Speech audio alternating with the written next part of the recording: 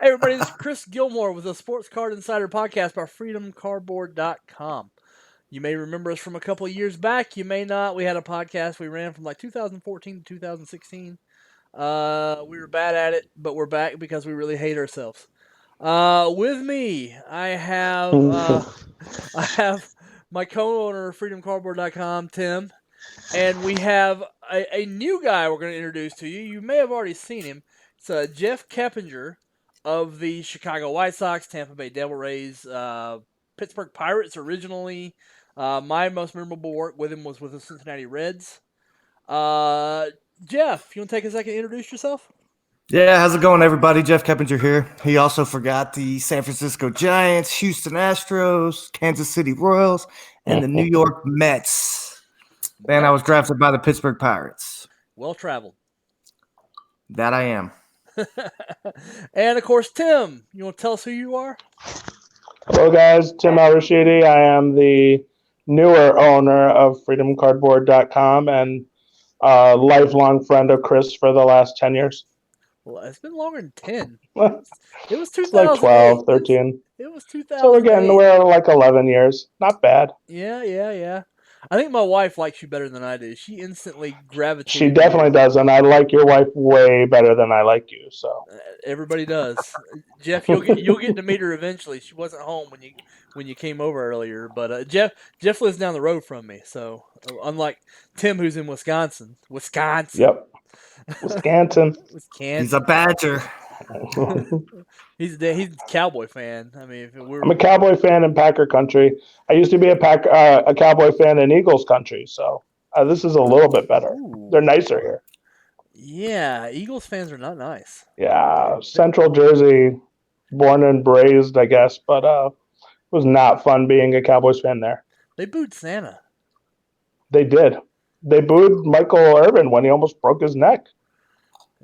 Actually, they cheered. I'm sorry, they didn't boo. They actually cheered that. So no cheesehead for you, huh? No. The problem is they're such nice people that even when they win, they apologize, which is weird for me. Wow. Well, that's unique, isn't it? Right? Yep. Anyway, we want to kind of bring our perspective to baseball card podcasts where we're kind of set up to where we have an industry guy and me. I've been around the industry pretty much for the past decade and a half. I know the inner workings of it. I pretty much have if there's an aspect to be dealt with from manufacturing to design to grading, flipping, it's me. I'm not really I haven't been that big of a collector in my tenure, but that's kind of my experience. Whereas Tim and Jeff Tim brings the collector perspective, who does some flipping on the side, but is mainly a collector.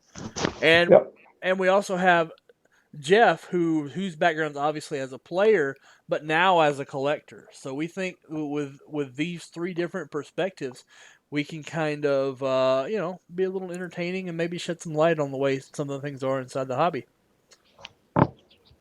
Definitely. So without further ado, we got some things we want to talk about. So did you guys get in on the 2019 Bowman Draft Sapphire thing on Topps.com? I did. You did? I got about 6 boxes. Yeah. I mean, it was really tough going after the bots started getting involved. Well, I didn't get in through the public. I got in through the club. Yeah, I got 6 through the club and a lot more through public, but public was rough. I spent most of my day on that public website. They were out pretty quick, weren't they? It took a couple hours, but the site was down most of the time. You had to just keep refreshing and keep refreshing and keep refreshing. A lot of new collectors in the hobby, man. They're all getting after those hot products and new products quick. Well, yeah. I mean, right now there's more big voices outside than ever pulling people in. You got Gary V and Darren Rovell talking up cards. You remember Yankee pitcher Phil Hughes? Yes. Phil Hughes has been a big voice in getting people into collectibles now too. If you know him, you might want to reach out to him, and because he's up to a lot of good things with Phil's Pulls. He and Midwest Box Break have this little thing they're doing together. Oh wow. Yeah. Phil is he's used his social following from his time as a top prospect and his time in the big leagues, the Yankees and Indians, to kind of use that fame inside sports cards. So Nice. it's a pretty good roadmap for someone who wanted to do that. Hint, hint. Uh, So how much were they selling for when they went on sale? so it's a $35 product, but there are no autographs. Okay. This is all based on the value of sapphire parallels. And if you look at boxes, you can see the secondary market pop. They're going on eBay for $100 a box. And the reason they're doing this is because, and I've got an eBay window up here on your screen for you people watching on YouTube. You can see that with our Suplex app, we can see what a Fernando Tatis in PSA 10 Sapphire sells for. And if $710 for a Sapphire base card, you got to think that the top end guys in Sapphire, like Rutschman, and are going to be similar. There's no reason that they shouldn't be.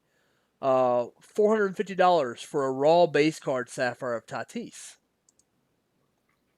So yeah, you definitely have to figure when these prospects start to get there. I mean, I think it's going to take a little time though. I mean, that's just the thing for guys like Adley Rutschman. I think I say his name Rutschman. It's got a weird name, the Orioles catcher. But his Bowman Chrome autos outsell Tatis by a pretty wide margin. Yeah, I think that's craziness. It is. It's nuts. So I think probably has something to do with Baltimore catchers. Remember the last one? Matt Wieters? Yes. So yes. there are 32 cards per box. There are 200 players on the checklist. So 200 divided by 32. I'm trying to math it out here. So every 6 1/4 boxes is going to have a $500 Rutzman base. So when you think about it that way, you can kind of see why the prices are where they are. I think Topps is dumb for pricing at $35. Well, I think it has a lot to do with no autos. Well, yeah, but still, I mean, there is value in rare parallels, and especially if you look, and I'm going to follow along here on the website. If you look at the parallel, that's Bowman's Best. That's the wrong tab. So there are parallels in this too. There's a blue sapphire to 99. There's a green sapphire to 50. Orange to 25. Gold to 15. Purple to 10. Red sapphire to 5. And what they're calling a Parachuta. What the? I don't know what that is. But yeah, there's the 101, which would normally be a superfractor. For some reason, they've decided not to be a superfractor. But if you hit one of the, if you hit just a base card of a big name, like a Rutschman, let's see, let me look for other big names in here. Yeah, but you can't compare the value of Tatis, who's already in the big leagues, and expect Rutschman to already have that value immediately. He does, though. Well, I think that's going to fade off. I mean, from what I've seen from the limited time I've been back in this hobby, the products are always hot when they first release, and then the prices drop after the first month. Yeah. If we look at I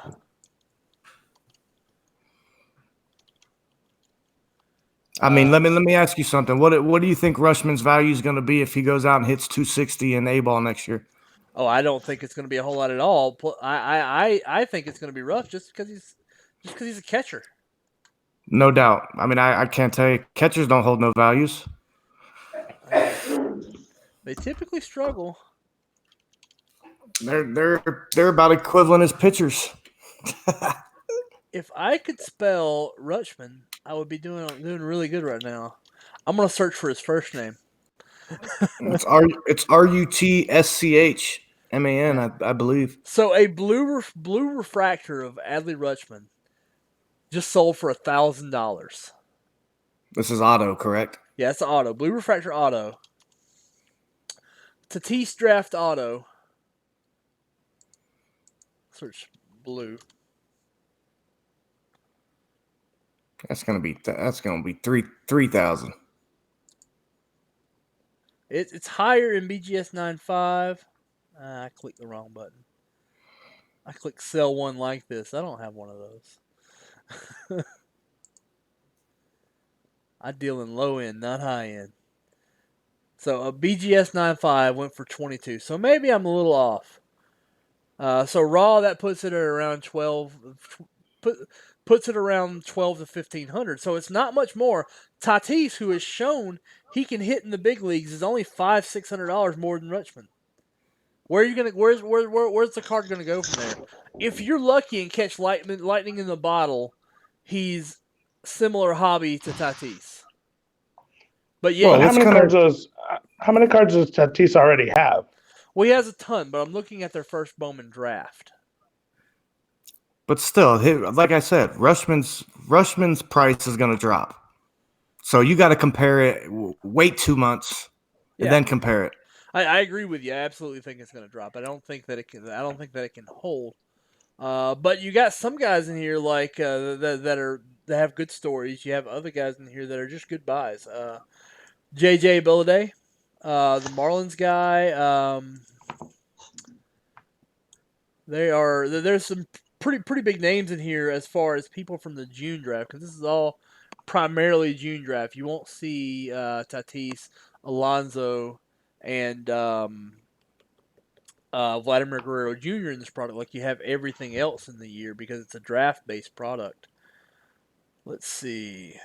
Well, who was the number 1 pick last year? Oh, it's Adley Rutschman. No. Before that? Yeah, but wasn't 2018 draft. Wasn't it? Was that Royce Lewis? Or is he 2 years? Or is he 3 years? No, it wasn't Royce. Was Royce Lewis? Royce Lewis has been there for a while. I am cheating and looking it up. I don't know these things off the top of my head. So it was Casey Mize. Oh, that's right. Mize, okay. Bart, Baum, Madrigal. India. Well, go ahead. I was trying to compare, to what his prices were when that product first released, last year, to see like what Mize's first blue auto. But he's a pitcher, so pitchers typically aren't worth as much. Well, let's look at Joey Bart was the number 2, and Joey Bart's probably a good example. I'm gonna say he was 500 plus for the blue auto. He was expensive. In the first. Well, he was actually this year, 2019 Bowman. Did he not? Oh yeah, because they held him out of. They held him out of draft for some reason, but you can still pick up his Bowman blue auto for $348, which seems like a damn steal, right? Yeah. But catcher. Yeah, catcher. But that's equivalent to Adley though. But then again, yes, they held Bart out of the product because they hold all the number 2 picks out, just like they held out Bobby Witt this year. Yeah, man, they gotta have something for 2020 Bowman, along with the storm of what's Alvarez. Yeah, Alvarez coming through. But for me, if I see Joey Bart at 340, I think just as highly of Joey Bart as I do of Rutschman. I do too. If I'm looking, I think Rutschman's Superfractor went for. Actually, it's got 4 days left. It's at $16,800. Yeah. Good grief! Supers are nuts anyway. And that's 4 days, and it's in Japan, which normally does kind of depress the end price because some people won't get involved. But $17,000 almost with 4 days. So, what do you think about a product without autographs selling for $100 a box on the secondary market? Do you think that's sustainable or a good thing, bad thing? What do you think? When you look at it in a year, they'll be $35. I don't know about anybody who's still got those boxes unopened in a year will be selling them for $35. I disagree with that. I firmly disagree. You think? I firmly disagree. They When may the be. autos They come may. out? There are no autos. Well, no, it won't No, I matter. mean when more autos come out. Okay, so this is Sapphire.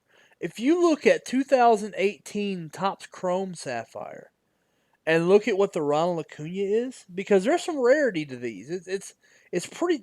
They're pretty tough to hit. How many boxes are made? My math says about 20,000, but they're small boxes. They're like blaster boxes. Right. They're not like Okay. big hobby boxes. All right. Here's another question I have. So let's say the Bowman draft that just released. How many cases do they make of that? Oh, tons. If I had pack odds in front of me, I could math it out. Okay. I'm trying to do the math. If there's obviously there's over 100,000 boxes of draft, Well, here's but Right. 20,000 boxes of this. Of this sapphire, it's going to be a rarity. So I see it holding its value for sure. all right. And So how much was a box? How much is Bowman? How much is Topps on the boxes for? $35. $35. I think it's way too low of a price. I think they should have doubled that price. Then they wouldn't have had Well, such a trouble on their website, and plus they'd be getting the money, not people selling them on eBay. I mean, I think can't you compare these type boxes even though they don't have autos? Can't you compare them to Bowman mega boxes? No, I don't, because the Bowman Megabox cards are also found in the base product. This parallel version is only found in this product. So with Topps Chrome, the Sapphire of Ronald Acuna is like $3,000 because it's so limited. It's a limited parallel, and there's not much else of him in the product. Well, basically, when I say the mega boxes, I'm talking the mega box packs for the mega box cards because those cards are different. Yeah, with the Mojo refractors. Yes. You could. That's the closest parallel we have, and that's an excellent point. However, Because last year, yeah, with the name Sapphire, I think it gets kicked up a bit. because I mean, 2018 Bowman mega boxes don't they sell near $80, $100 a box, and they were only $20 a box when they came out. Yeah, And you got to hand it to Topps. They put out something that was nice for a collector or a seller. I mean, then they still, the 20,000 boxes at $35, $700,000. I mean, for something that, how much could it imagine? I can't imagine how much it could have cost to produce. 100,000 maybe. Not even close. $5 a box maybe. Cardboard ain't that much. I mean, this is a rather expensive printing process for somebody like. We had this conversation earlier. These are all printed by a company called Cardamundi. Same ones that do Yu-Gi-Oh, Pokemon, and all that. I don't know what the current costs are. I'd be surprised if the cost of production was over like $6 a box on these. Yeah. So it's still like maybe at most it was $150,000. Yeah. So they made about $500,000 on a product that was just a nice. For a collector, it's great, and for a flipper, it's also great. It's kind of a no-brainer for everybody, right? Yeah. Well, most of the cost is in putting those major league logos on it. Right. Yeah, I think it's a good product. Like you said, it allows everybody to get involved with it. So I'm mathing out. I think you're kind of a cynical. So this is where I think Chris and I sometimes deviate, and Jeff, I'm wondering where you are on it. Sometimes it's nice to see a company just do something to do it. They're putting out something. I'm pretty sure they could have put a $99.99 price tag on it and still sold a reasonable amount of them. So to actually see a company that could really gouge you if they wanted to put out a product like this for $35, I mean, I can't fault them for that. I mean, they could have made 5 times the money if they wanted to. Yeah, the way the market is now, absolutely. But I mean, I think they look at it for long term too. I hope this is something they keep. I hope this is something they keep doing. Right. The only thing I love about this is that it's direct to consumer. I put in my time in the distribution channels, and I am so sick of what goes on at distribution and when the games that get played there, that going direct to the hands of the consumers, even though there's some games going on there too, but it's not as bad as one company holding 30% of the product does. Well, that's where I But think all the gouging is. All the gouging is with the distributors. There's a lot of but it be going on. careful what you wish for, though, because Yes. this is pretty much an experiment for them. They're going to figure out how to perfect this and how to do this the right way. And once they do that, well, there's going to be a lot of distributors that are going to be put out of business unless they just start to line up and buy it the same way we would. You know what I mean? Well, here's the simple reason why distributors will never go away in sports cards: liquidity. When you're making these products, you're gonna lay an egg like 3-4 times a year. Who's gonna absorb that cost because you can't do it as a manufacturer? Distributors have to buy it no matter what it is. So that means they still sell through their turds. Yeah, I don't disagree with you. Are you saying the lower end products or the products that just the rookies aren't any good? Bad draft classes, bad draft classes, bad concepts like your Topps archives, your gold label, just your products that don't perform well. All right. So got you. I'm doing the math, and I'm using, because I have a box of 2019 Bowman Chrome here in front of me. So I'm doing the math, and to see how many boxes of this was created, it'll kind of give us a baseline for how much of the other products are created too. So if you look at the superfractors, the base superfractor, which there are 250 different superfractors in the set, there's 10,357 superfractors. We multiply that by the number of possibilities, which is 250. We get 215,770 different superfractor or different or pack odds on the superfractors. So, no, I did that wrong. Wait a minute. Wait, say what? There's only 20,000 packs, right? No. There's a lot more. There's a lot more than that. So the superfractor is 1 in every 10,357 packs. There are 250 superfractors. So that means there will be. But Chris, you're talking about regular Chrome. You're not talking about Sapphire, right? No, I'm talking about regular Chrome because I don't have a box of Sapphire in front of me, which has the stated odds on it. Okay, because I thought you were talking about Sapphire, which obviously there's one pack per box at 20,000 boxes, so there's only 20,000 packs. Yeah. So there's 250 superfractors that fall every 10,357 packs. So we take 250, we multiply that times the odds, times. So that means in order to get those odds, you have to produce 2,589,1,250 packs, divided by 12 for the box, divided by 12 for the case. That means there are 17,980 cases of 2019 Bowman Chrome. What's that number again? 17,980. Okay. So that could be, and you can get there with the superfractor odds. Right. If I did that wrong, please send all hate mail to go@screwyourself.com. That's the official email address, because I went to Alabama public school, and that's just how my math goes. And then you played SEC football, right?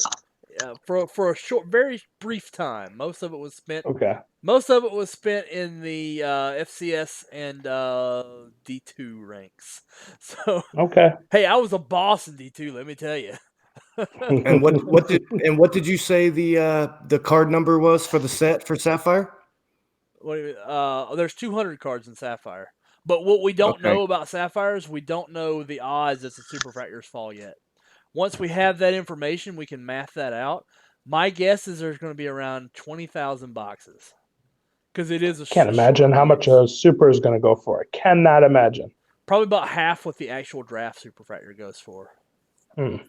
Half the non-auto draft supervisor. The real value in Sapphire is the base cards. So you're basically saying 1 out of every 10 boxes, right? Or 20 boxes? I mean, to do 20,000 divided by 200 and whatever. That's Because there's only one pack. There's only 1 pack per box. So I mean, that's easy, man. Yeah, that's every 100. That puts every 100 boxes having a super fractor. Oh, there you go. Yeah, every 100 boxes, and that's actually pretty damn good. Yeah. So I mean, I think people are gonna be happy with this product. I do too. And then you have all the other parallels. These reds are gonna look so sharp because Sapphire reds, and you saw them in last year's, in this year's Sapphire, the reds are just popping. Yeah. The blues are popping. Timmy's gonna go nuts buying Bryson Stott blues and reds. I just hit him in orange. Yeah. Tim's a Oh, really, did you really? I did. Like I told you, I'm base in blue. That's all I do. yeah. Yeah, blue. That all blue, rhymed. Wow, that was kind of poetic. Blue is sexy. What I like to do with Bowman, I like to try to match team colors if possible. Like on Rutzman, I'd want an orange just because the Orioles. With Braves, I That would look good. I go red and blue. Oh, I like that. Yeah, like Jeff Keppinger, I won a gold 2004 Bowman draft. Jeff Keppinger, I'm gonna go buy one just to mess with it. I might wait to buy a gold of me. I might have the only one. I got a 101 of me of myself. You got the I got it for $3. Suckers. Yeah. Well, all right. So do you ever do eBay searches for yourself? Like, do you ever go on and just look and see what's going on? As far as cards? Yeah, for yourself, just your name. Just go and put Jeff Keppinger. No, I don't ever Google my name, but I went on to eBay to buy some cards because I wanted to have some cards of myself to have for my kids and my grandkids later down the road. Cool. But no, I don't. I know all my information, so I don't need to go look it up. I figured if something crazy's on there, some kind of lie, somebody that I know would tell me about it. So I'm looking. Here is there's some cards out there kept. Here's a. You can even buy his pants. Here's a gold refractor. Oh, you can buy his pants. Gold. You can buy a pair of his pants with the White Sox. Gold refractor. What? 2009, $30 on ComC. Man, that's way overpriced. Oh no. I don't know. Is it a 101? No, it's numbered to 50. But ComC's always up there. I know you guys can't see my screen right now, but I'm buying a refractor of Jeff Keppinger from Burbank right now. Is it my Bowman first? It is your Bowman first. You're standing there propped up on a chair. Oh, I know. Standing up there on the balls. They have your Chicago White Sox Jeff Keppinger 1983 alternate jersey pants for $69. So what? Who would buy pants with the number 7 on it? And they also have a $59.99. You can buy one of your spring training used bats. You haven't seen like pants cards, Jeff? Pants? No. Yeah, there's all sorts of things, man. You mean you didn't ever sell tops like a jockstrap or something? Come on, man. I mean, the only way I can guess they get those is through the clubbies. The clubbies switch them out, but I mean that's kind of strange because I wore the same pants every year. Well, not every year, but I mean all season long. I mean I don't recall them ever switching pants out, but I guess it's a possibility. Yeah. Well, I just spent $5 on a Jeff Keppinger rookie, so. But my purchase history is kind of funny anyway. I got it up on the screen right now. My personal purchase history, and I'm doing it because I got 10x eBay bucks right now. The last one is $550 for a Jeff Keppinger 2004 Bowman Chrome refractor from Burbank. Then I have a microwave oven for $77.99 that my wife wanted. Hey, explain something to me because I have that same card, but it's a blue one and it says uncirculated on the sticker on the case. What's the deal with uncirculated cards? Obviously, they don't go out in packs, but do they do that every year to every card? Not every year. They did it back then with a product they released later in the year. They kind of it's kind of like a buyback set. So they took some cards that they had an overage and made a product called Bowman Originals with it, Huh. and they reinserted them back into packs in a one touch with a top seal on it. Is that And it basically was a horrible idea. is that basically like their version of Archives now? It was kind of a precursor to what Archives became, yes. Although most Archives are new prints. Okay. Yeah, and then they started Terrible execution because they were so easy to fake. They were so easy to fake because all you had to do is buy a one touch, take one of the top stickers off of one of the lesser players, put it on a better player, and you would never know the difference for the most part. Yeah. But now they stamp the cards, right? Yep. Yeah, they started stamping them. Wow. So what I'm buying right now from the past couple days because I got 10x eBay bucks on her now. I bought a Steve Yzerman PSA 9 because I damaged somebody's Steve Yzerman in a break. I have a Glaber. I'm buying real big into Glaber Torres updates right now because Glaber Torres is going to move from second base to shortstop, and his value is going to take off with him releasing Didi or getting for Didi no longer being a Yankee. I'm big on him anyways. Yeah. So I was already big on him and thought he was undervalued. Then he got moved to shortstop, and now I'm all in. Like I'm thousands and thousands in at this point because of that. But are you just buying update or are you buying others? I'm buying updates. Updates. Let me Why ask did you you pick something. update? What's that? Why did you pick update? Because update is where the new collectors flock to. Because Mike Trout has an update. So did Glaber Torres play shortstop in the minor leagues? Yes, he was originally a shortstop. The Cubs had him as a shortstop. But he played there every season in the minors? I believe most of the time. I'm anxious to see how he handles that as far as his offensive numbers, if they stay the same. Well, I mean that's kind of one thing I wanted your input on because you would know when you move from second to shortstop, how does it affect you as a hitter and as a ball player? Is there more wear and tear at short?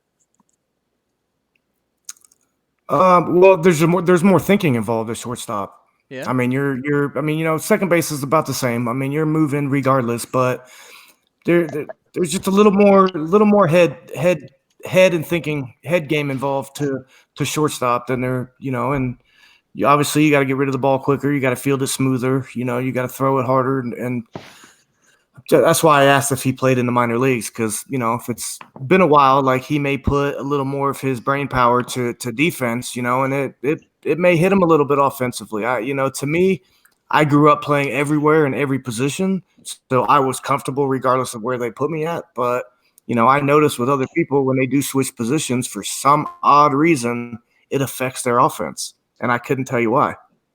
But my guess is because they're worried about messing up on defense, playing a new position, and it just carries over to the offense. All right, so 2014, 15, and 16 are full minor league seasons, all at shortstop. Then he gets sent to the Yankees in his 2017. He sees 28 games at shortstop, the rest of it at second and third. His 2018, he sees 109 games at second base and 21 at shortstop. 2019 is he had some significant time at shortstop last year. Oh, okay. When Gregorius got hurt.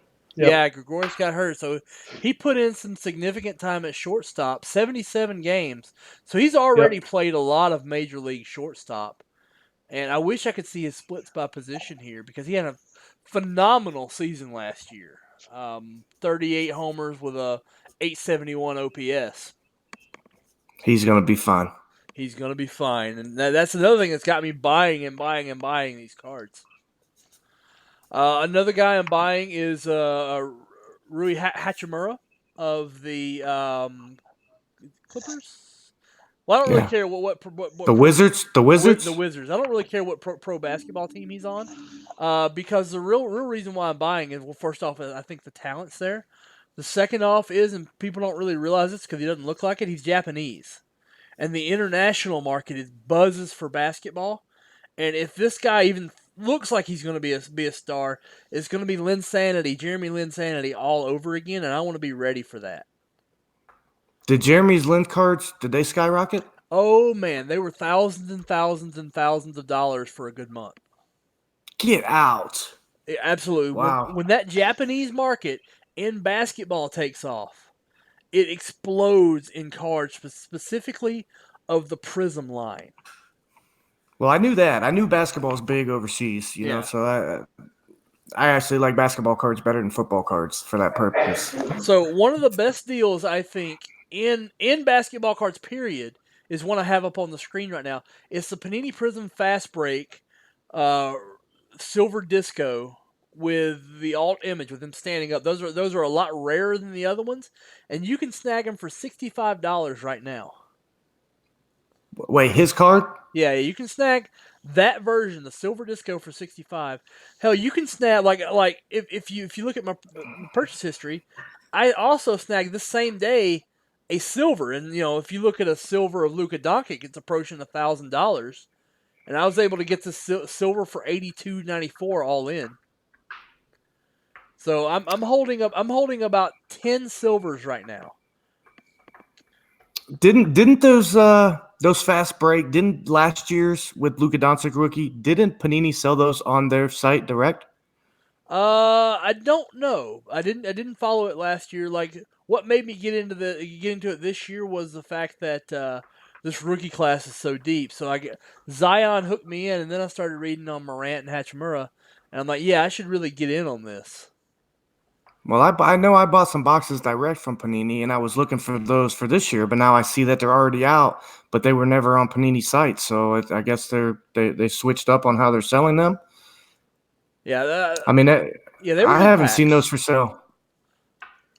So there are multiple versions of this product. You have the Target, you have the Walmart, you have the Fanatics boxes. And the Fanatics boxes have their own specialty insert. Let me take a look at what's in the Fanatics box. First off, they were $39.99 directly from Fanatics, and now you can't touch them for under $120. Man, yeah, I'm going to disagree with you on Hachimura. Why? Because Jeremy Lin was just a completely unknown commodity who just basically had 2 months out of his mind. Hachimura was a high draft pick, so it's not going to be the same explosion because people are doing exactly what you're doing. Where Jeremy Lin, people just had him like you. I remember you had a card up where like it had been ripped into 4 pieces or almost, and you wanted to put it on eBay. So I will say respectfully that I disagree with your assessment in the fact that he's not an unknown commodity the way Jeremy Lin was. Yeah, I can see that, but if you look at NBA media and what's going on with these rookies, with Zion out, all the focus as far as on-court press, the media court, like he's got his own like media entourage right now. He does. But I think people were the Japanese market was buying them when they came out just because of how high of a pick he was. If the Japanese, you're going to run into it, he's going to have to play out of his mind for him to reach what you're looking for. Well, they all have to play out of their mind for them to reach what you're looking for. That's the case. Well, Zion just has to put up 20 and 10, and he's fine. Yeah, people are going to buy that. Certain guys don't have to do that. Hachimura is going to have to go on a run where he's averaging like 35, and he's coming close to a triple-double for you to see that. So I'm not saying that you're not going to make some money on it, but Linsanity was something that was a completely different monster altogether. Yeah, that was something no one could have seen coming. Yeah, that's what you feel about Zion. You think he only has to put up 20 and 10? Yep. I think people are going to look at that as a bust. So what happens with a guy like Zion Williams is people bought in so high that you'll have at least a year of price protection. You'll have at least a year of people who may have bought it $1,000 saying, I have to keep buying them at this level or I'm going to lose my lunch. So Zion has like a year to adjust because of how much people paid today. Because, I mean, the only thing I can compare it to is remember that Yankee, that Jesus Montero. People price protected Jesus Montero for 18 months, knowing how much they'd put into him. So with Zion, you're going to get that. Hachimura has to do a lot, I think, to reach the numbers that you're looking for. Who's Jesus Montero? Whoa, that's the quote Exactly. of the day. That is exactly. That's the name of the podcast. There it is. So Jesus Montero was a huge. We just did a new theme. Was a huge catching prospect with the Yankees, and his chrome came out, and people went crazy because he was the next Thurman Munson. Yeah. And you just said who is Jesus Montero? That was about 10 years ago. I don't even think Jesus Montero is playing in the Mexican League anymore. I think he got thrown out of the Mexican League. He couldn't block the plate at all. He couldn't block the plate. And he also got suspended for eating no, I don't think he did. And he got suspended once for eating an ice cream on the bench. So in the minors, he actually was eating ice cream on the bench and got suspended. Wow. He was a fat boy. Like, he was like, as Gary, take Gary Sanchez's struggles with his demeanor and his attitude and his weight, multiply it times like 5, and that's Jesus Montero. But he was also like a 70 power bat out of the international signing period. Like, scouts put him as a 70 on his power tool. Wow. And just never panned to nothing, huh? Because I don't know who that is. He would have been during my time playing. I couldn't tell you who that is. He didn't have it up here. He didn't have it in his heart either. If you would have taken your heart and put it inside Jesus Montero, that's a monster. How much? I mean, my guess is he got a lot of money. No, to come up. I don't think he ever got the. He was I think he was an international signing. I don't think he made that much money. Gotcha. Well, I mean, you see the international signings now; they're big. Oh, yeah.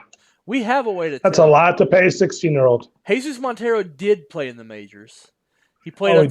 He played a total of 226 games over 5 years with the Yankees and the Mariners. Contract stats. Yeah, he made like his high pay was $500,000.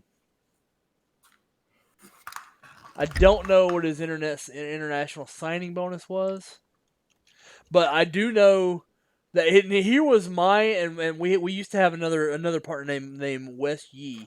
We picked the same strategy on Jesus Montero cards. So Jesus Montero was a redemption card in draft. Back then, people used to shy away from redemption cards because a lot of them just would never get signed. So we talked to an inside man at Topps. I'm not going to reveal his name because he will find me and he will murder me. Liam Neeson style, I'm taken. And he said, hey, Jesus is almost done signing these cards.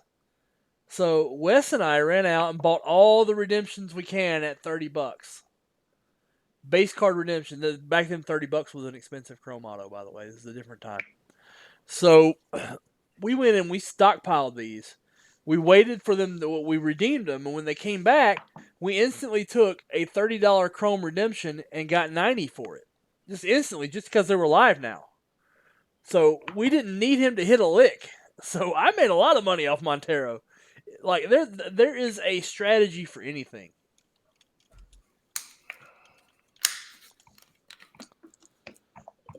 All right. So on to the next episode. Are you guys familiar with the 582 Montgomery Club? I am not. Yes, sort of. Yeah, so you're in it. I'm in it. Tim's a nerd, so he's not in it. Tim's not Nope. I don't break. I don't bust stuff. No, you don't have to bust to be in the Montgomery Club. So so basically every November they send out a solicitation Previous members get the right of refusal. Jesus Montero signing bonus was $1.6 million, by the way. So probably eat that much in ice cream. Yeah, well, he lived like a king where he was from with that kind of money, so that's why For sure. That's why he lost his drive. Well, that's 1.6 million ice cold waters in Baltimore. So that's another inside FCB joke. But if 582 Montgomery Club, they'll come up with the 2021 membership in November of 2020. So you got to wait till then to buy it. Basically, you get one exclusive product, which is 2019 Brooklyn Collection. And it'll be 2020 Brooklyn Collection this coming year. It was kind of meh this year, wasn't that great?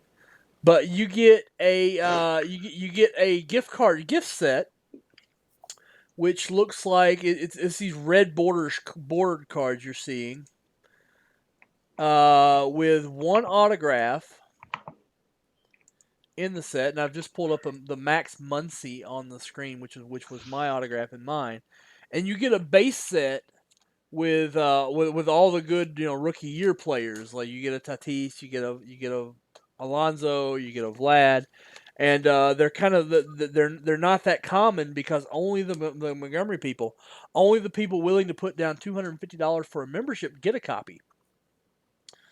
And I think the base cards will sell really well when they're graded. But you get that 20 card set. You also get a 20 sticker set for the top sticker program.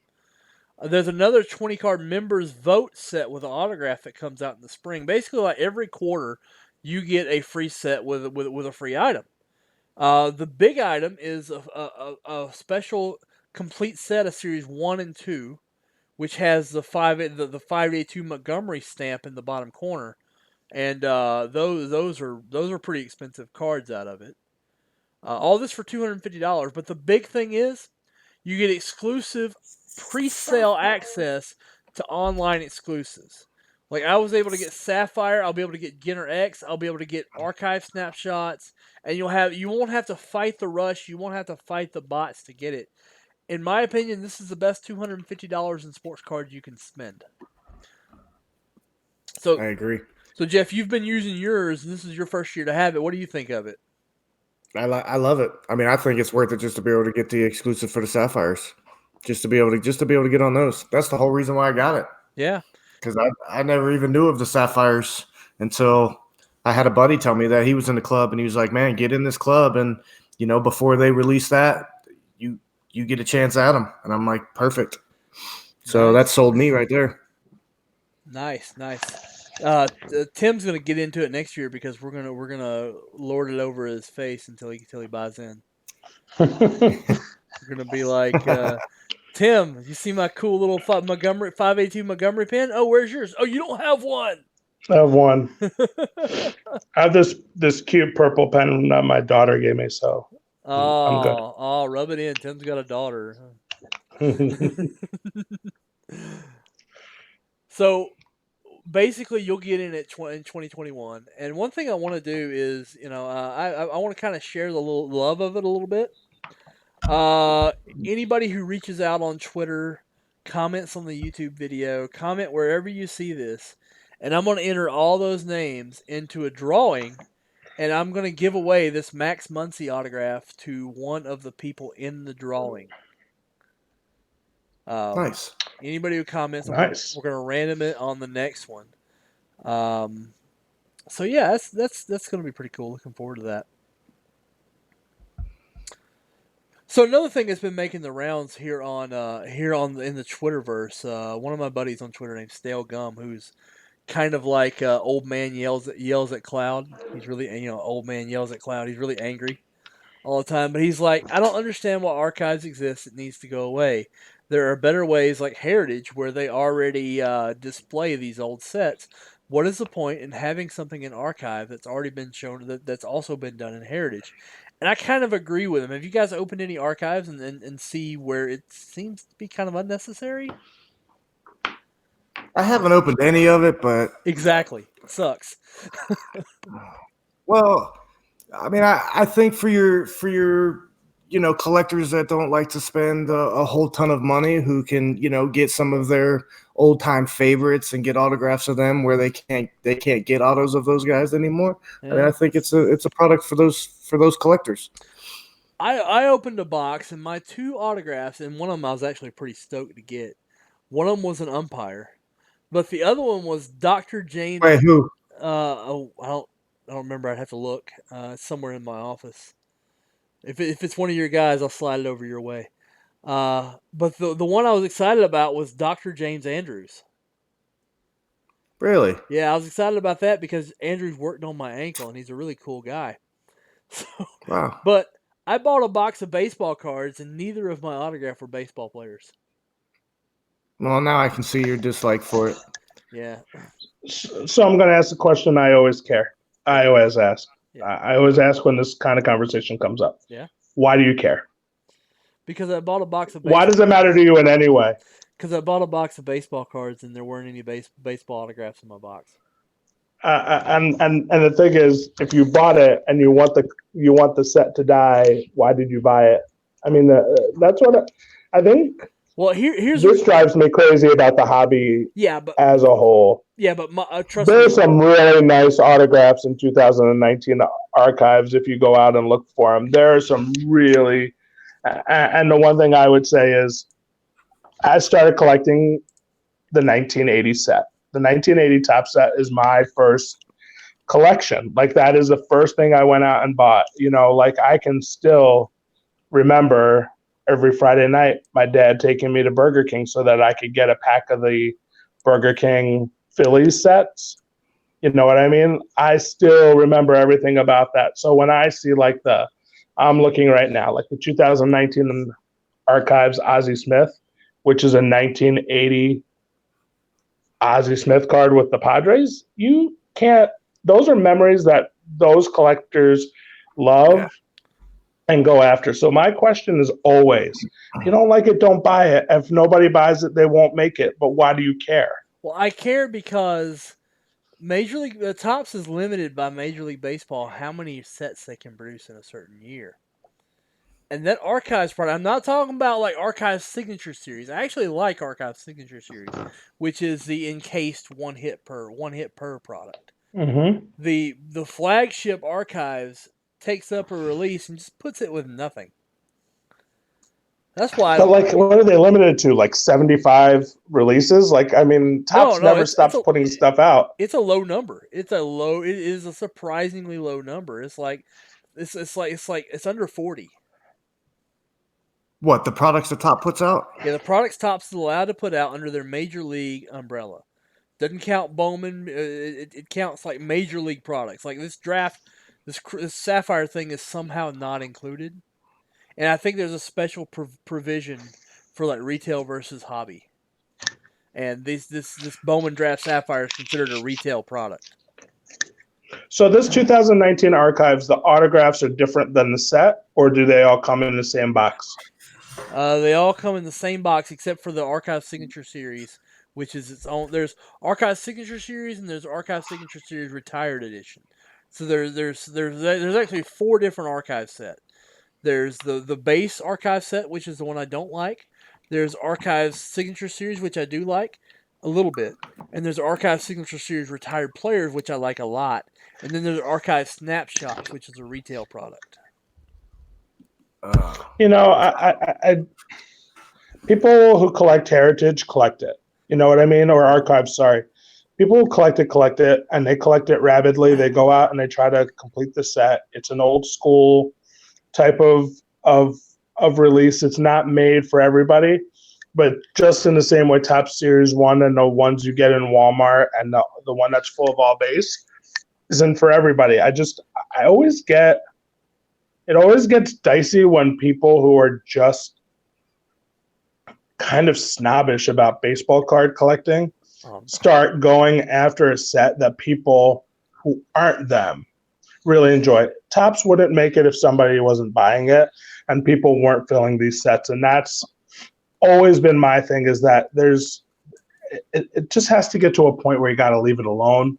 I mean, unless somehow or another you believe there's a set sitting somewhere that they're not putting out because they're putting out this set. Well, that is the crux of my argument. I think if they took and replaced the base archive with something better, everybody would win. Yeah, but it's kind of like the complaints of the old man who shakes his fist because people are loud walking past his house is all I see with this one. Is that is what the complaint is. I just don't like it, so I don't want them to make it anymore. I mean, I think they put out enough good product that I'm with Tim. I really don't think it matters. I think it's cool. I think the autograph series is really cool. All right, I see how you guys are going to be. I'm going to make these questions hard now. No, I'm kidding.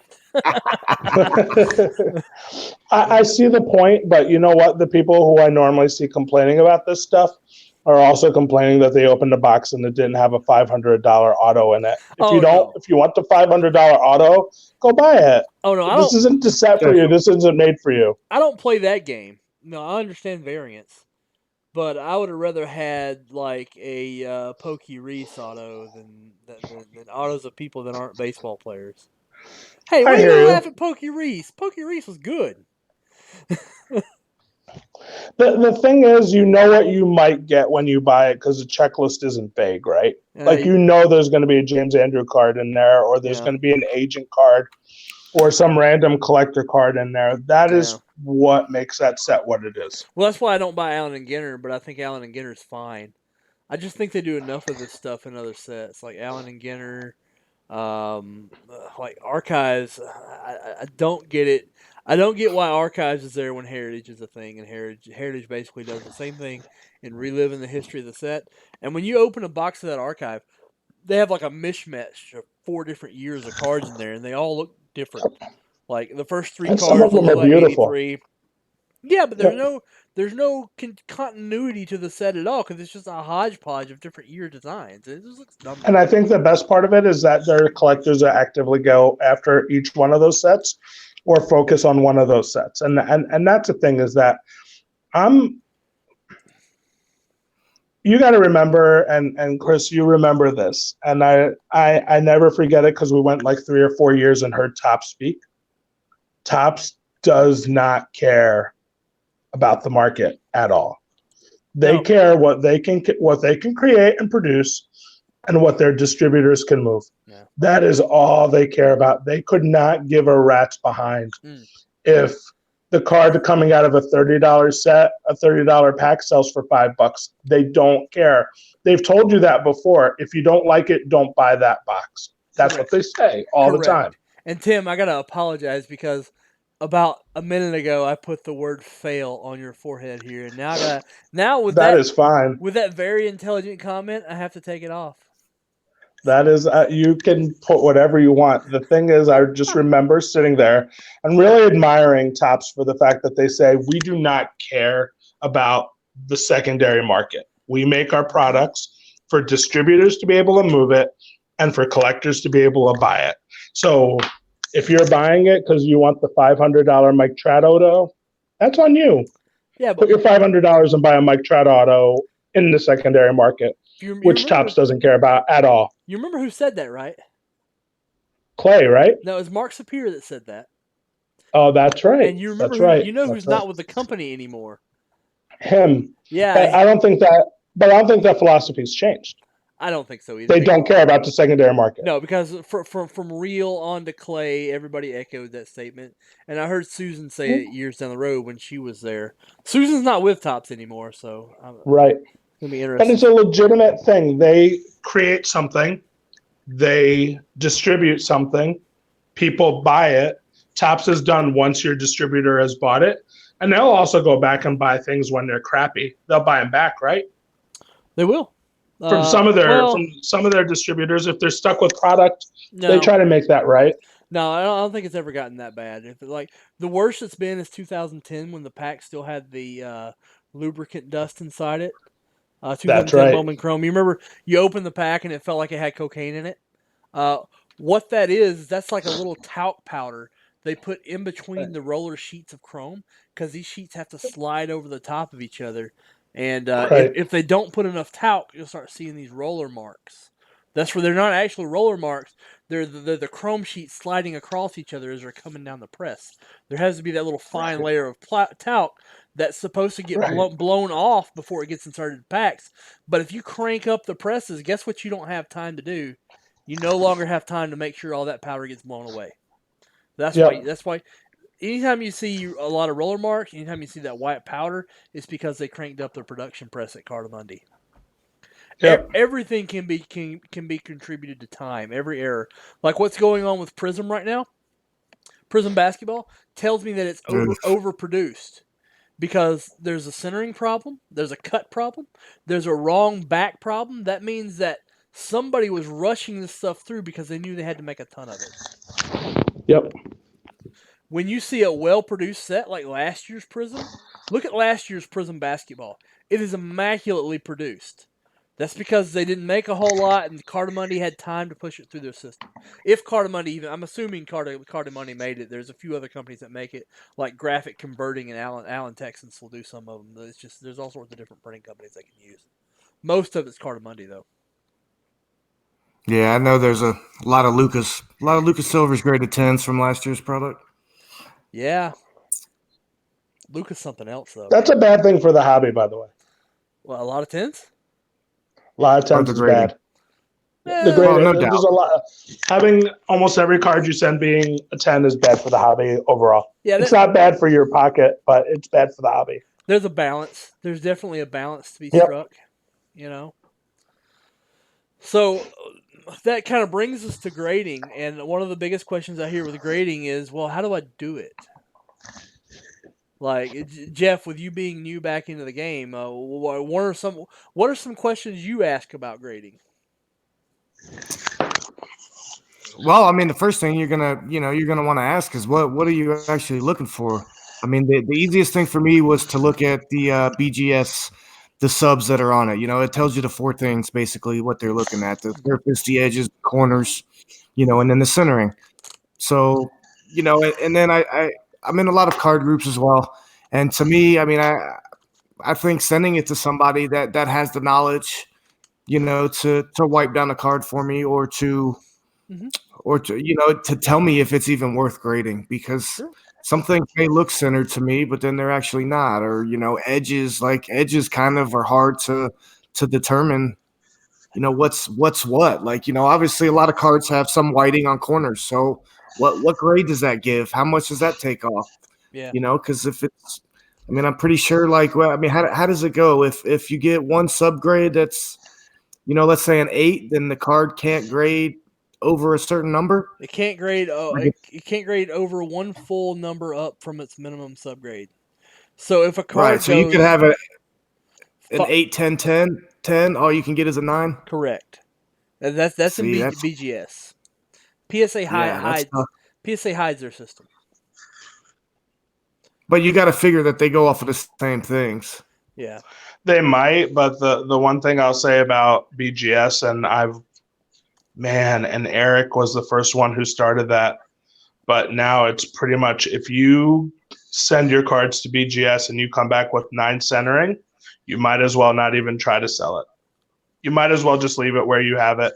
Because even if you get a 9 centering with 2 10 subs and a 9.5, that 9 centering is going to cost you 30% at least. Yeah. People don't buy 9 centering on BGS cards. That's why you have a lot of people who've now switched over to PSA just because they're not putting subs on there. And I mean, for me, if I'm grading non-auto cards, I think PSA is the move. If I'm grading vintage, there's no doubt PSA is the move. The only thing I'll say about PSA and vintage is they do, I think, in my opinion, protect their registry in some cases. Yeah. Like some card, like you can sub a 89 Upper Deck King Griffey Jr. or a 2011 Mike Trout update, and it's near impossible to get a 9 or to get a 10 right now. Yep. Because they're just not giving them out. The card can look pristine, and it doesn't matter. They won't. It's just like I've seen it happen. Yep, I remember 5 years ago I took a few cards to a PSA for a friend of ours when we were at the National, and the cards looked absolutely beautiful. They really were beautiful cards. They were older. I think they were more 50s and 60s. Mhm. And I don't think any of the cards did better than a 6. And 2 or 3 of them, anybody who looked at them would have told you they were an 8, at least. But you start to walk away in a personal whisper, they're not touching that with their registry. Their registry people are rabid.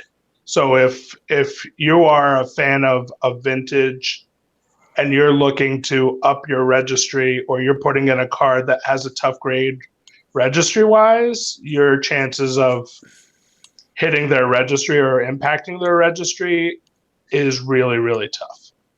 So I've never sent in a card to be graded, but Yep. just in my opinion, if I were to send in cards to get graded, if I knew by looking at my cards that I couldn't get a 10, I'd be probably sending it to BGS just because they do the half grades as well. So I could Yep. try to get a 9.5, where if I know PSA is no chance of a 10, all I can get is a 9. So I'd rather send it to BGS and try to get a 9.5 Right. because 9.5 sell more or worth more. Right. But if you were looking at, like, remember last year with Acuna Mania, the non-auto cards were all going to PSA and they were selling amazingly. PSA 10s with his heritage cards were selling either as well or even better than any BGS that was out there. The non-auto cards, even for modern, have kind of switched over to PSA. And they're also, I think, still cheaper, right? But see, I look at some of the PSA cards that people have for sale that are PSA 10s. There's no way they're getting a 10 if that got sent to BGS, because I mean I can look at the card and just look at it plain as day that the centering's off, but yet it's still a 10. So I mean, like I don't know how they do the grades. It seems like if the guy's in a good mood that day, he's giving out 10s. If he's not, he's giving you a 9. I mean, You're a collector. You're a collector, and I think that changes the game a little bit. If you were as a collector, I would want mine in a BGS box. You know what I mean? I would want a case from BGS. If I'm a ripper and a flipper, or I invested in a certain player or something like that, I'm probably going to send a PSA because I think they're a little bit cheaper and they sell really well, especially the non-autos. Where you run into a problem also, and this again is the difference between the investor and the collector. You know, the BGS grades, especially on autos, on certain modern players, they have no mercy. You know, they grade them really hard. So you can get a card that's like a straight 9.5, but if you have a 9 auto, you just lost 40%. You know, unless it's a card where 10 autos are almost impossible. And there aren't a lot of those cards. Right, but okay, so can't you basically look at the auto before you send it in, and can't you tell BGS not to grade the auto? Nope. Oh, no. They grade it no matter what? Well, they'll grade the auto and put it on the back, right? No, it goes on the front to the right-hand side, but if it has auto, you have to pay the $1 for them to grade the auto. Right. Okay. Yeah. Okay, now, I didn't know and that. The other thing that's kind of worthless at this point, and it's not a popular, maybe not a popular opinion, is the people who are sending the BGS and telling them not to put the subs on there. It's cheaper because people are doing that too. It's cheaper, but it's like BCCG. It doesn't matter. Nobody cares what the grade is, you know, because they know you're trying to hide something. Because somebody who doesn't have something to hide will pay the extra for the subs. And that 9 centering is a death sentence for a card. Those cards sit forever. Well, I rarely sub to BGS at all. I only sub to BGS when I think a card has a shot at a black label. That's the only time I do it. Yep. So when you send a card to PSA and it comes back, does PSA give you any kind of piece of paper or anything that tells like what the subs were? Nope. You have to look it over yourself. They only do that if there was some reason they didn't grade it. They'll send you a little slip that says, hey, we didn't grade this because there's some discoloration on this edge. There's some evidence of trimming. It looks like there was something fishy about this card. But if it's not the right size, it's off by a tenth of an inch or whatever it is that they put on there. Yeah. Miscut. They will grade miscut, but they put MC in there. But again, well, it might as well be raw at that point. Always when you sub to PSA, sub with no qualifiers. Request no qualifiers. Yep. Qualifiers, much like a 9 centering on a modern BGS card, are the death nail. Like a PSA 7 OC sells about like a PSA 4 would sell. Right. So for me, honestly, grading only comes into play if I'm going to resell. Almost all the time.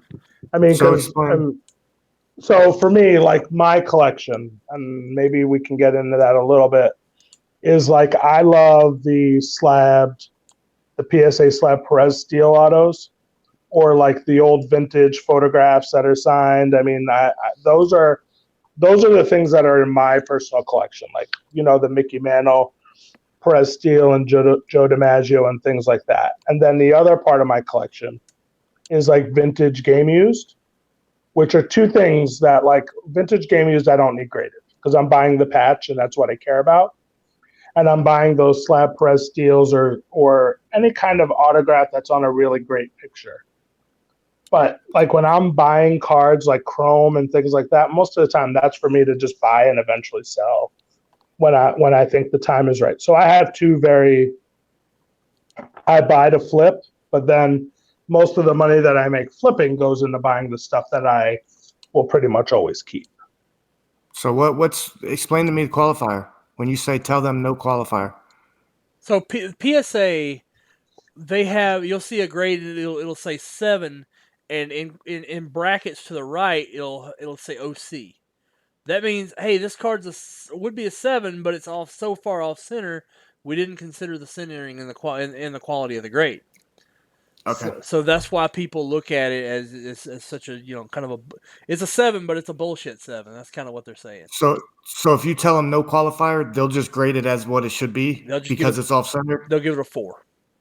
Gotcha. Okay. Yeah. I like that better too. I do too. I hate it.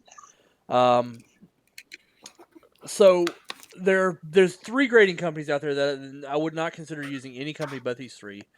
There is the PSA, which I use for low end modern and cards that don't have a shot at a BGS 10. I use it for vintage cards when in the rare cases I do find a vintage card. There's BGS, which I use for Topps era. I'm sorry, which I use for the Chrome era cards, the modern rookies. I use BGS for only if it's immaculately centered. The centering is the most important determining factor when you're deciding sending into BGS or PSA. You always send to BGS with subgrades because that's important. People collectors really look for those, and it dings the value when you don't.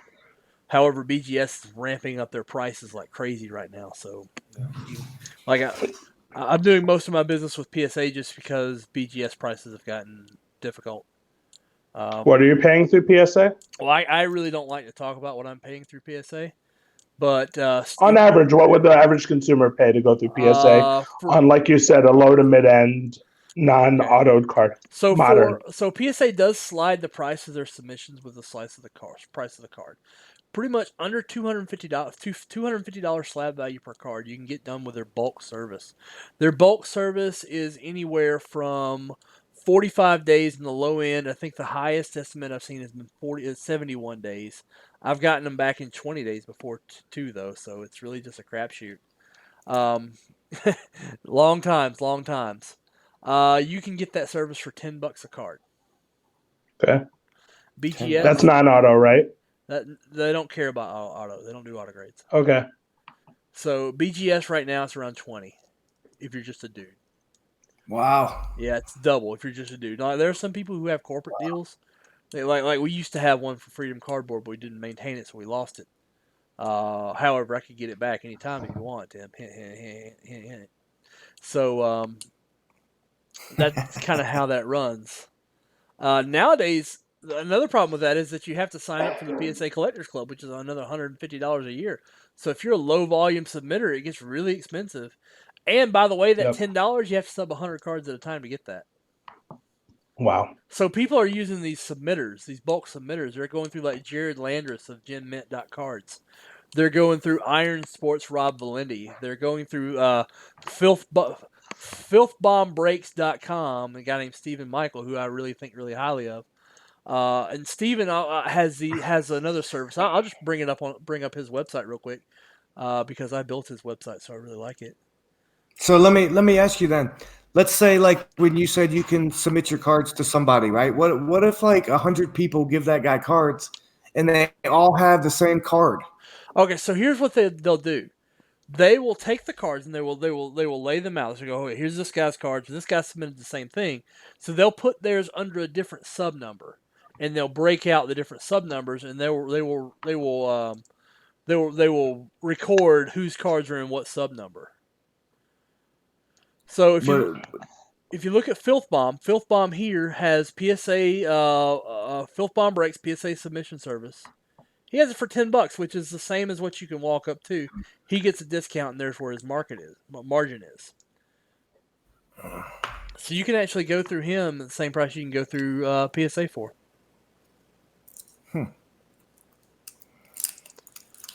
And he also has a product, and I got to figure out why this image is broken. But a product where he will look at your cards. Here's his review service. He will charge you $2 per card. And on this, he will look at your card and see if it's worth grading. And if it's not, he'll tell you it's not and won't charge you the 10. You'll just get charged the 2. Yeah, that's what I would need. Yeah. So maybe you need to get on some Filth Bomb. I can introduce you guys. He's a really young guy. Very New York, though. He's got this accent. Why would I do that? I know where you live. I'm just going to come to your house and be like, Chris, is this worth grading? I will gladly do that for you anytime, Jeff. So, all right. You guys bust anything lately? A bunch of prison basketball. Yeah, I did some of that myself. I'm kind of hooked on this first off the line program though.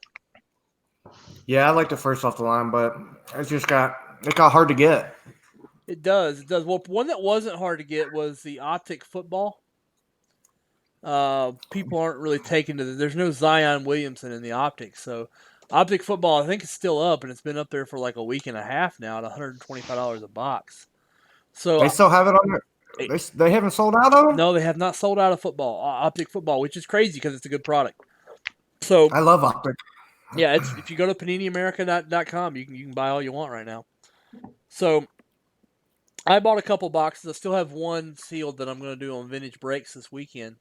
I'm also breaking for Vintage Breaks these days. But I busted one, and I wanted to kind of share the results.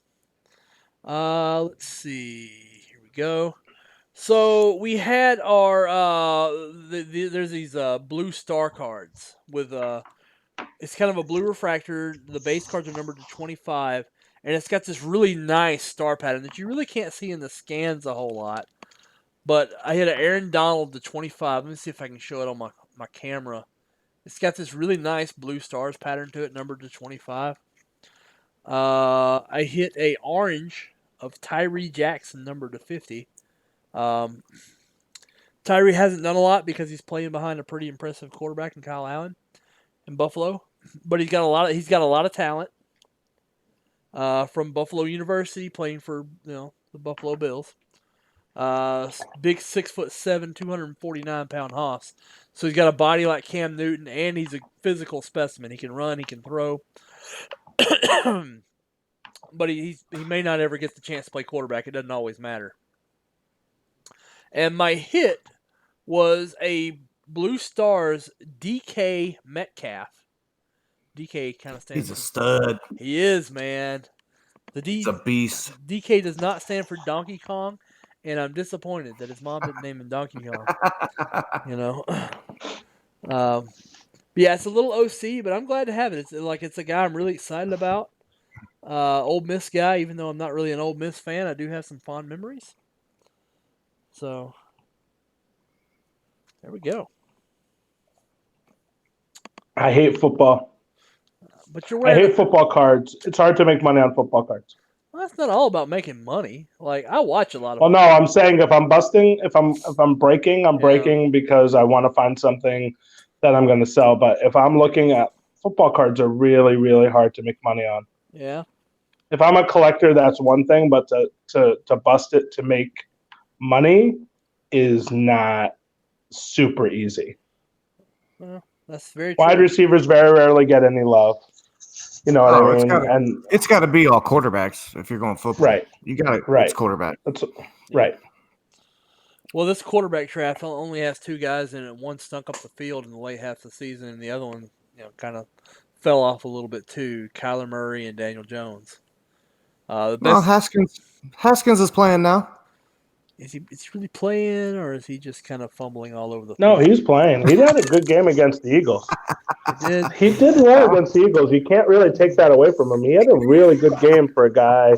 The Buckeye. And the thing is, you're starting to see the same intangibles in him in the pros that you saw from him in college. In this, and I'm not comparing the two, so don't write fail on my forehead. The same intangibles that you saw in Russell Wilson in college, that he's just a professional. I don't think Haskins is ever getting near there. I think he's a middle of the road, maybe average quarterback. I mean, let's be real. He didn't get to play much in college. He played 1 year in college, correct? So I mean, like, he's behind already. He's behind a lot of these guys that played 3 years in college. So I mean, you're going to have to see him for 2 or 3 years in the NFL to even kind of make any kind of decision on him. But I see him being more of the guy that played for the Titans and more like Jamarcus Russell. He didn't play. Who played Young. Young played with the Titans. Young from Texas. Vince Young. Yeah. He didn't play much. So the two things about Young, though, but Young and so the one thing I'll say about him and Jamarcus Russell is there was just an issue with their engines. I don't think you have that with Haskins. He's actually got an engine. Yeah, Young had Vince Young and Jesus Montero had similar, or Jamarcus Russell had correct. Had they similar, liked ice cream. Yeah, they had similar habits. To be fair, I love ice cream too, but and I think Chris, believe it or not, might have been the first person to kind of use that word with me on a fairly regular basis, which was, you have to look at their motors if you're going to figure out how good they're going to be, because you can be any kind of physical beast that you want to. If you don't have the motor for it, you're not going anywhere. I mean, that's why, as much as I hate them, like you look at I hate the Bosa brothers, but they both have engines. They both got you know what I mean? And then you look at TJ Watt and JJ Watt, and those two boys have engines. And the thing is, or motors, wasn't engines, it was motors. The motors that they have, like TJ Watt is not necessarily what you look at as a physically imposing beast of a player. Yeah. He just has a desire to him that's different. But when I looked at Russell and Young and even who was the guy for the Redskins? Ryan Kerrigan. Haskins? Ryan Kerrigan? RG3? No, the RG3. And then, like your Jeff Georges of the world, going back a little more, they just didn't seem to ever have the desire to want to be really good at what they did. Well, I'm with you to some extent on the engines, on the engine part, but I mean, I think a lot of quarterbacking in the NFL, you better have the intelligence. If you don't have the intelligence in the NFL, man, you're never going to be able to read the defenses. You're never going to be able to figure out what they're scheming and what they're switching to. You're just if you can't figure that out, you're not going to be successful. Right. And in today's NFL, that's completely the thing. You look at these guys now. You can't be a quarterback in the NFL without being able to read a defense and audible and do those things that they do now. And you have to do all of that in about 15, 20 seconds, which is damn impressive. And remember your own playbook on top of that. So what I mean, if you don't.